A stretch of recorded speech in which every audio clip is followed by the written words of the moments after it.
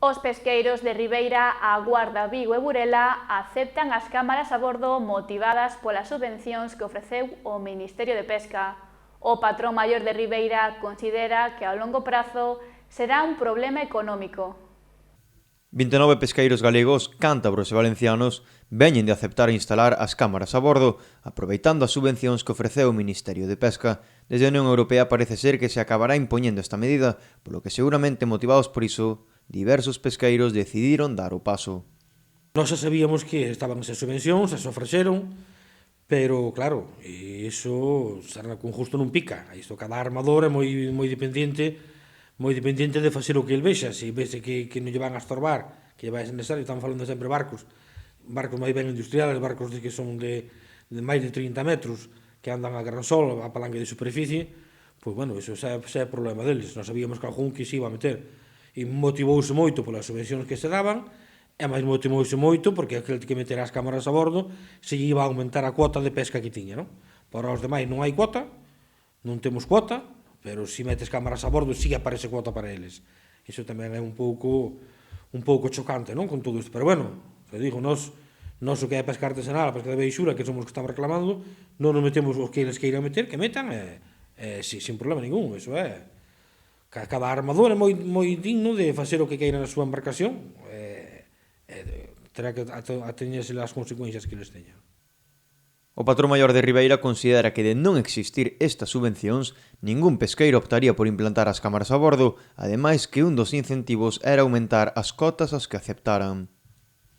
Eu creo que non. Eu estou convencido que se houbera que pagarlo de cada un do seu bolsillo, pois son gastos a maiores, aínda que hai xente que podría facelo, pero moito foi motivado tamén pola motivación de de darlle un pouco máis de cuota, non? A parte de que tiñan, darlle un pouco máis de cuota ao que meter as cámaras a bordo. Non a todo mundo lle saiu ben xa os que empezaron con eso, porque a cantidad de cuota que eu non sei fijo cal é, pero polo que yo oín algún armador era ridícula, pero bueno, a todo mundo se motiva, estes anos que cada ano vamos tendo menos cuota de todas as especies e vamos tendo máis problemas, pois igual hai alguén que se motiva que lle vale, non? Xa che digo, iso é cousa de cada armador e de cada empresa, pois se eles lle vai ben, sin problema ningún. Se a nós nos fora ben, tampouco non protestaríamos, sería unha cousa boa que era para o sector, pero como para nós, para outra clase de sector, para outra clase de embarcacións, non é bo, non nos favorecen nada, ao contrario, que nos perjudica, pois por iso vamos protestando por iso, non?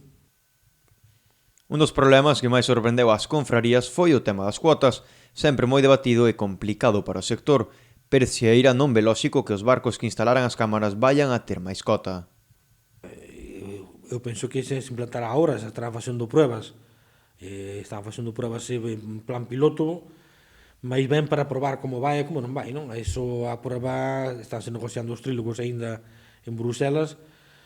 Se supoñamos que en agosto, setembro xa estará todo definido e despois teremos 4 anos para adaptarnos ás novas medidas, non? Ou para adaptarse ás medidas que salan impostas aí.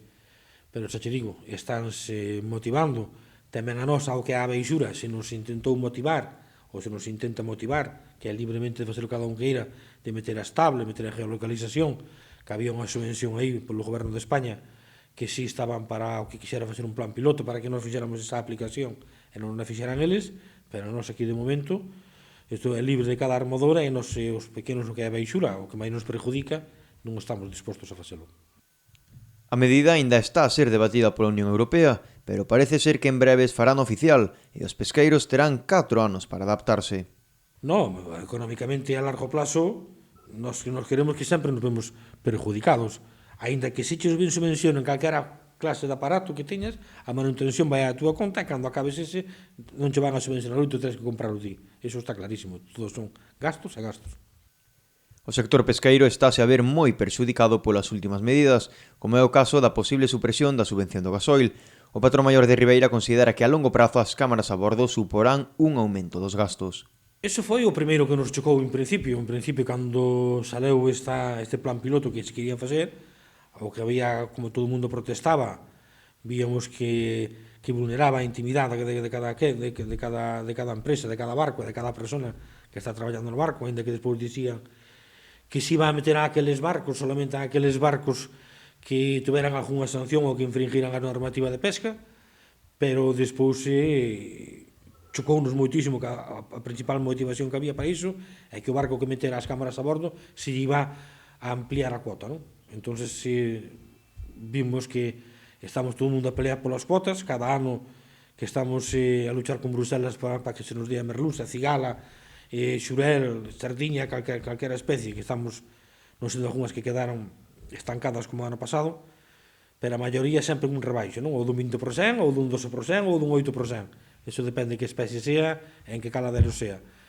E chocounos moitísimo que esteamos entre nós a pelearnos por unhas migajas e que eles teñan cuota para repartir para aqueles que se adapten ao que eles queiran, non? O que fagan o que eles queiran.